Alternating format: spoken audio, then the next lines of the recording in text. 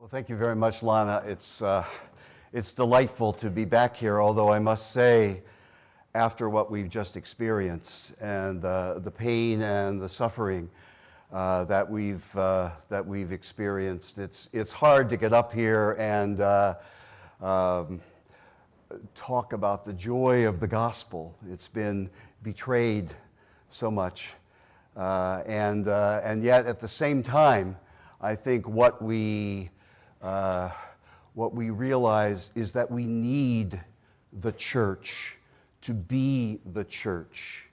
We need the church to be a church that has mission at its heart, because that's the only way we're going to overcome some of the suffering that is clearly in our world and so often the fault of our church. So, if you remember on Monday, I talked about the 5 implications for mission of Evangelii Gaudium. And I mentioned the first was that we need to have an embodied message, that the church has to be, it has to witness, it has to be a sign of what the gospel is about. You may remember 2 years ago when I talked at our mission conference, those of you who are here, I mentioned that line of Nietzsche.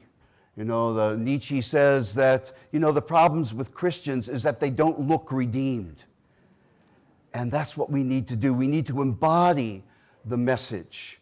And that message, of course, then is a joyful message. It's a message which needs to really show forth in the way we live and what we say, in all the things that we do. And then we talked about how that message has to be a message of tenderness and mercy. That the good news is the mercy of God. The good news is the tenderness of God. And then we said that the message also has to be a message that's contextualized. We saw that so powerfully in Graham Mondine yesterday, and his deep desire to have a church that is open to the culture of his people. But we have to be a church, and we have to preach a message that is relevant to all the peoples of the world, in their own cultures and in their own contexts. And then finally, it's a message that's in solidarity with the world's poor. We heard the other day Marianne and her powerful message of working with refugees, asylum seekers, migrants. This is a new world that we have. The face of the world is changing. This is one aspect of the poor in which the church has to be in solidarity with. But our message is a message in solidarity with the poor. What I want to talk about today then is to reflect on what it means to take this missionary option that Pope Francis dreams of in Evangelii Gaudium, what it might mean for the church, what it might mean for us. How should we look? How should we be organized? How should we act as the church in the world? And first of all, I want to say that that church should be, in Francis's wonderful words, and he, of course, draws on his experience of a Latin American bishop and the Aparecida Conference of 2007, that the church, responding to this apostolic exhortation, should be a community of missionary disciples. If we take Francis's message seriously, we would have an awareness that the church exists never for itself, never for its own glory, never for its own flourishing, but only and always for the gospel. Vatican II, in what I'm beginning to think is one of the most important statements of the whole council, talked about the fact that the church is missionary by its very nature, because it participates in the life of the God who is missionary by God's very nature, pouring God's self out in the world from its first moment in healing and redemption and love and caring. Pope Francis says there's no way we can be disciples without being missionaries, and that the missionary task is the duty and privilege of every Christian. It's not just for religious, it's not just for priests, it's not just for those who are ordained, but it's for every Christian. And the implication of this is that where is mission? Mission is here. Mission is wherever the church finds itself. So we have to be a church that is a community of missionary disciples. Francis' dream is that the church is a church, as he says over and over again in the apostolic exhortation, a church that goes forth. And these wonderful phrases that he has, he says he prefers a church which is bruised, hurting, and dirty because it has been out on the streets, rather than a church which is unhealthy from being confined and clinging to its own security. One of the refreshing things I find with Francis is that he calls us to be a church of risk. Take risks. Be bold, not just in preaching the gospel, but in finding ways to live the gospel, finding ways to express the reality of the gospel. And again, quoting from the document in Aparecida, he says, we need to leave security on the shore. We need to take those risks. We need to always grow in our understanding of the gospel. Even, he says, if the church's shoes get soiled by the mud of the streets.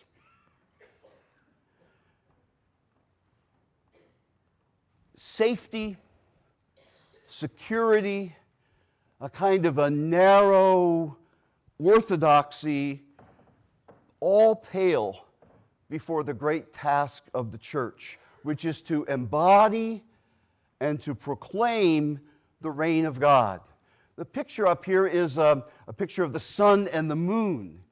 And it actually goes back to the early theologians of the church who talked about that, the fact that the reign of God is the sun. The church is the moon. And the only light that the church has, it gets from the sun. And so the church lives its existence from its preaching and serving and witnessing to this greater reality of the reign of God. So it's the reign of God that sets the agenda, what God is doing in the world. That's why the first act of mission is always contemplation. The first act of mission is always discernment, to see what God is doing in the world and to follow that action with the church's presence and the church's action. Though Connolly asked me yesterday, what is this reign of God?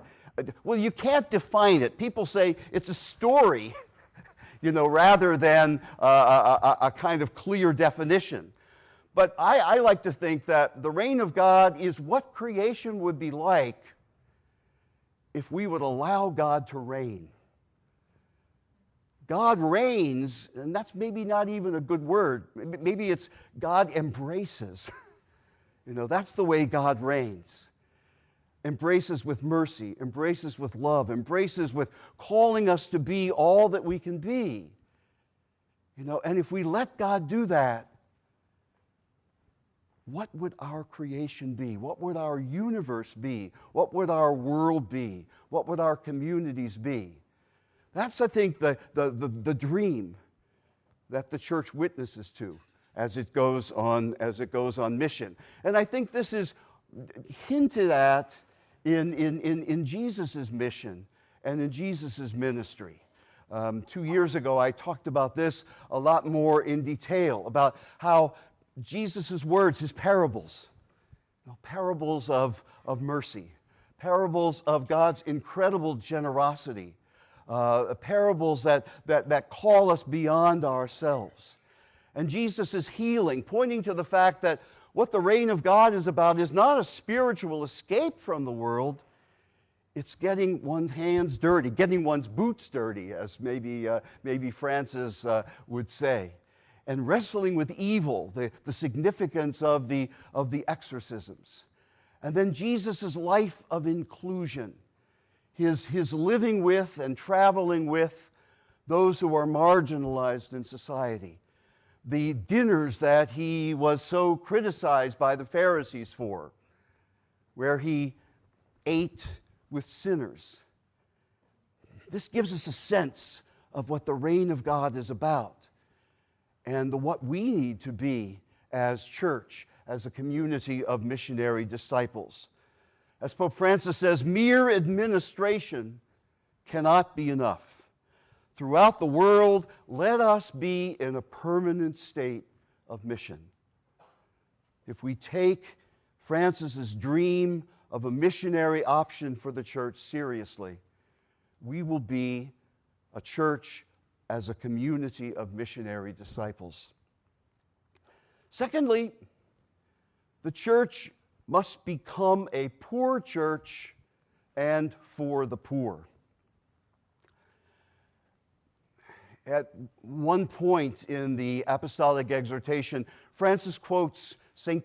John Paul II, where he says, the church needs to be a place where the poor feel at home, a place that radiates the joy and the hospitality of the gospel.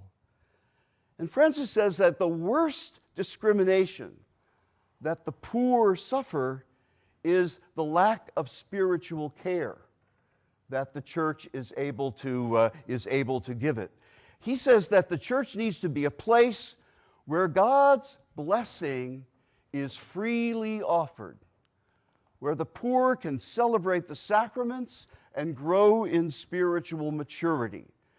He says our preferred option for the poor must mainly translate into a privileged and preferential religious care. Being a poor church and the need for Christians to live in solidarity with the poor, a simple lifestyle, is simply a requirement of a missionary church that embraces the poor. And Francis says there can be no excuses. Even though, you go into academic circles and say, well, we can't really live this way. And I know I sense that sometimes, or in business or professional, even clerical circles. There's no excuses for being a church that's in solidarity with, that offers spiritual care for, and that advocates and empowers the poor. When Francis was Archbishop of Buenos Aires, remember, he lived in a simple flat. He didn't live in an archbishop's palace. He took public transportation wherever he went. I think this is a picture of Francis on the metro in Buenos Aires. He refused to live in the apostolic palace at the Vatican. And in fact, the story goes, maybe it's apocryphal, when asked, well, Your Holiness, why don't you live in the apostolic palace? And he said, apostolic palace? Isn't that a contradiction in terms? You know, it's a great line, you know. There's that great picture of the newly elected Pope paying his hotel bill. I mean, he exemplifies, I think, what he calls the church too. He's chosen as Pope to dress simply. He rides in a simple car. I think this points to the kind of church that he would like to see, and that I think he calls us to in this apostolic exhortation. I think his spirit is the spirit of something I've just discovered in the last several months. It's a document that's called the Pact of the Catacombs. I don't know if any of you know about this document, but on November 16th, 1965, so just at the end of the Second Vatican Council, a group of about 40 bishops, led by the wonderful saintly Bishop Helder Câmara of Recife in Brazil, went and celebrated Mass in the catacombs of, I'm not sure, Domitilla, perhaps. I'm not sure. Santo Callisto celebrated Mass there. And they all signed a document, a very short document. You can look it up on Google, Pact of the Catacombs, and you can see it's about a 12-point document that the bishops call themselves to renounce clerical power, call themselves to renounce any kind of pomp and circumstance, wearing fancy dress and all this kind of thing. I mean, it kind of didn't go very far, but this was the dream of Helder Câmara, and it's something that has been kind of lying in the background, and in these days of Pope Francis, it's been kind of rediscovered. And I understand that it's been presented to him, and he looked at it, he said, wow, not a lot of people knew about it. But it's an incredible document which really calls the church, and particularly the leaders of the church, to a radically simple lifestyle. And a lifestyle that is in solidarity with the poor. Google it sometime. If you have something here, take a look at it. It's an amazing document. There's going to be some celebrations in Rome this November at the 50th anniversary of the signing of the Pact of the Catacombs. But I think under Francis, something like this could actually become a greater reality.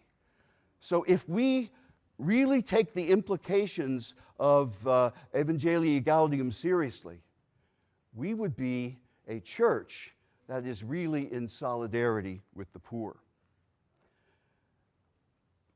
A church of the poor would also be a church that protects creation.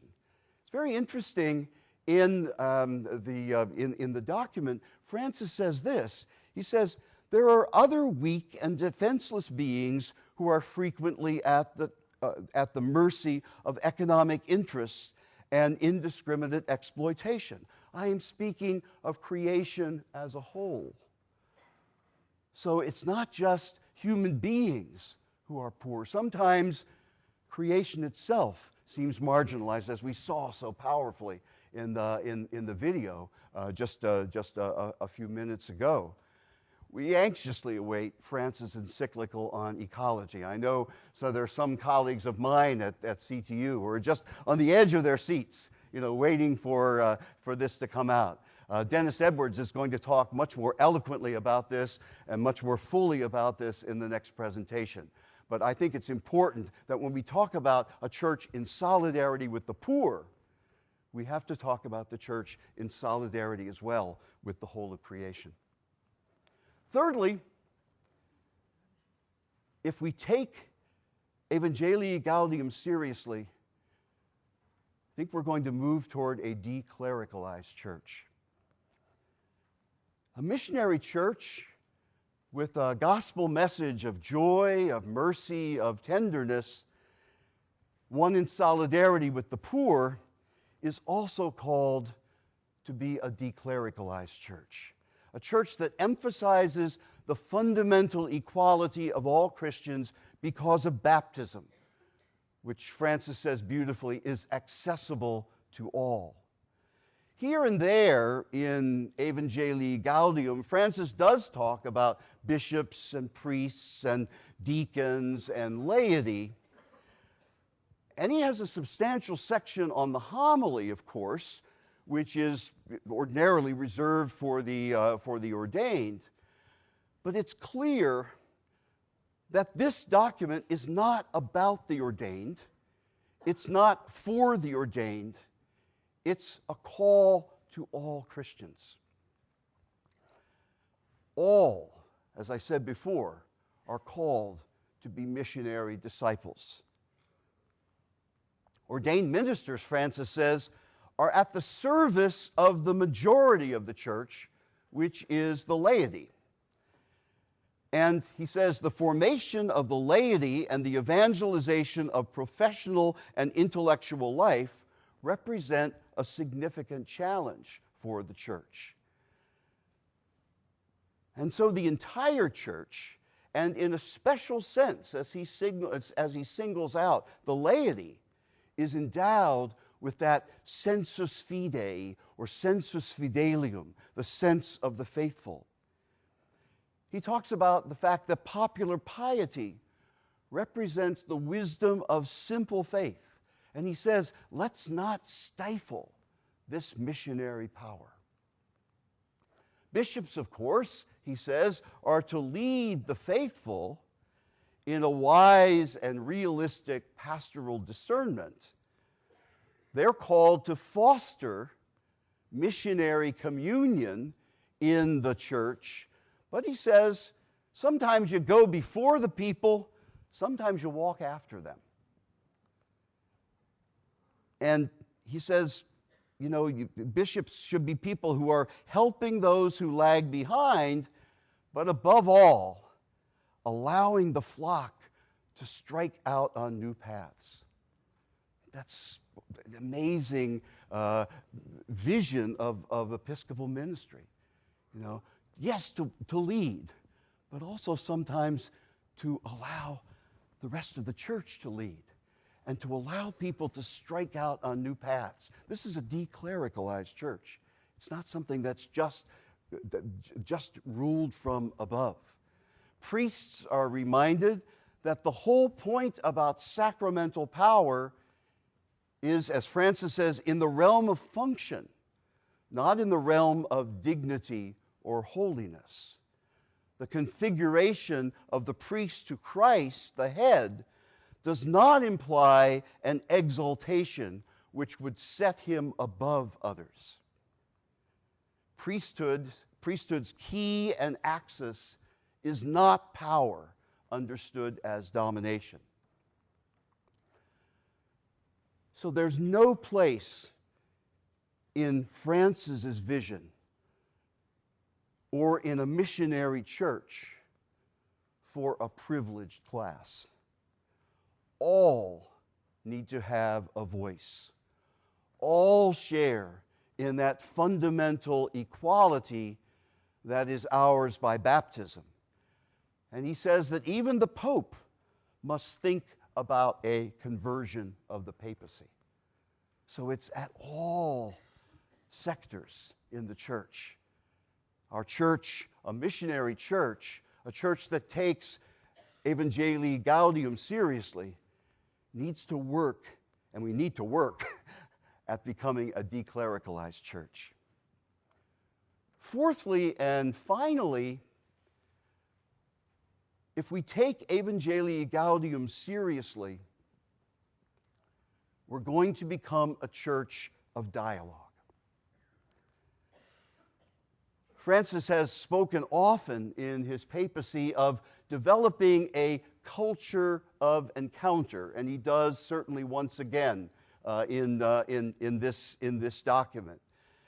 But this can only be done by a church that's open enough to listen and willing to engage in participatory processes. And this is not me talking. This is Francis in the apostolic exhortation. So to respect the sensus fidei of the entire church and to recognize the Spirit's presence beyond the church's boundaries. For the church today, 3 areas of dialogue, Francis says, stand out. And that is dialogue with states, dialogue with society, and, as he says, with other believers who are not part of the Catholic Church. I would hasten to add also a dialogue of interfaith dialogue as well. When he talks about the dialogue with state and society, Francis says the church shouldn't presume to know all the answers. That wonderful line of Cardinal Tagle at the 2012 Synod, I quoted that yesterday when Noel was interviewing me. The Cardinal Tagle says, you know, the most important thing the church needs to do today is keep silent, to listen, and not to pretend that we have ready answers to every problem. You know, we need to listen. We don't know all the answers to all the complex questions in our world today. We do have fundamental values, and we have to let those values inform the kind of teachings that we have. But we also need to listen to the complexities. I mean, the complexity of Isabel. I mean, you know, this is something that it's so new in our consciousness, not new in reality, but new in our consciousness. The church needs to listen, needs to pay attention, needs to somehow think, what's a gospel answer to these issues? Pope says that the church has no wish to hold back the progress of science. I think one of the great things of St. John Paul II was his insistence on the importance of science and the relationship of science and theology. And so Pope Francis echoes this idea. Nevertheless, the Pope says, the church still must maintain the supreme value of the human person at every stage of life. So we have to be open, but we also have basic values which we have to protect and preserve as well. Talking about ecumenical dialogue, and I don't know if you recognize the man in the picture, this is Olaf Fixe Tveit, who is the current Secretary General of the World Council of Churches. So in terms of ecumenical dialogue, Francis calls for Christians to trust one another as fellow pilgrims. That word, fellow pilgrims, is an important word because the program for the World Council of Churches up until their next General Assembly in about 8 years is pilgrimage of faith. So very subtly, Francis has used the words of the ecumenical movement to describe this. We need to trust one another as we are on our pilgrimage. And he talks about how trusting is an art and making peace is an art.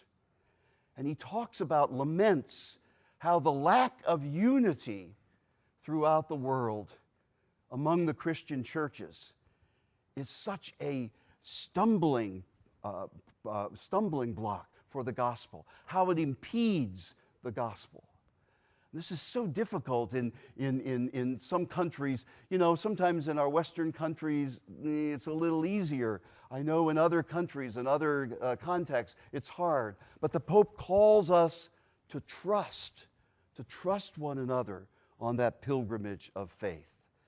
He says this, he says, if we concentrate on the convictions we share, and if we keep in mind the principle of the hierarchy of truths, we will be able to progress decidedly toward common expressions of proclamation, service, and witness.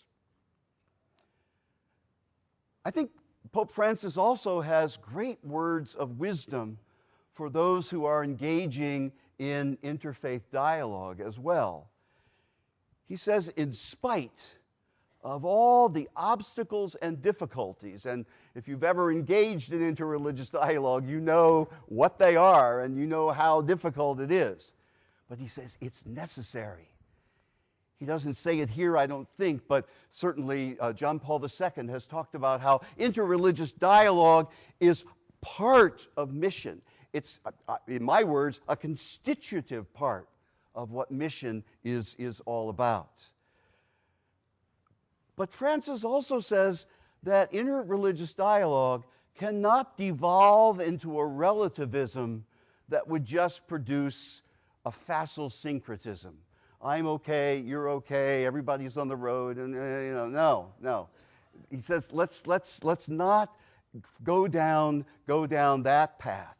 He says, rather, true openness involves remaining steadfast in one's deepest convictions, clear and joyful in one's own identity, while at the same time being open to understanding those of the other party, and knowing that dialogue can enrich each side. I remember a friend of mine, Frank Clooney, who teaches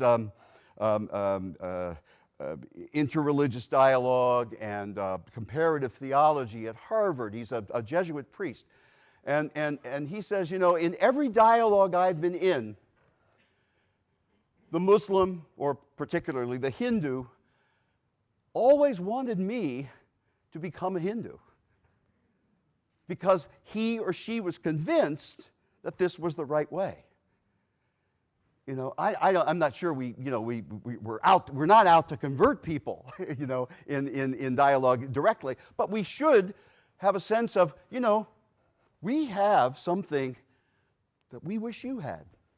I remember one time I was in Ghana and we visited a tannery, and there were, these poor people there, and I was walking around, and there was this little 12-year-old boy who came up to me and looked me in the eyes, and he said, I wish you were a Muslim. It was just, so, we have to have that sense of identity. Not putting our faith on others, by no means, but certainly have a sense of identity when we engage in interreligious dialogue. Now, let me conclude. What I've tried to do in this talk and in my talk on Monday is to kind of weave a cloth or sew a quilt of quotations from Pope Francis's really extraordinary, marvelous apostolic exhortation, Evangelii Gaudium, to try to make clear his dream for a missionary church. I don't know, if you haven't read it, you got to read it. Probably there's nobody in this room that hasn't read it, I hope. But if you haven't read it, you really got to read it. Don't rely on my synthesis or my outline about all of this. I hope what I've done is tried to convey some of the power, some of the joy of Francis's dream of what he calls a new chapter of evangelization. It's a dream of authenticity. It's a dream of joy. It's a dream of mercy and tenderness and concern for the poor, missionary zeal, simplicity of life, baptismal consciousness, and dialogue. I think Francis is right. If we fulfill his dream of a missionary option, everything will change. Even the church, even us. Thank you. Thank you.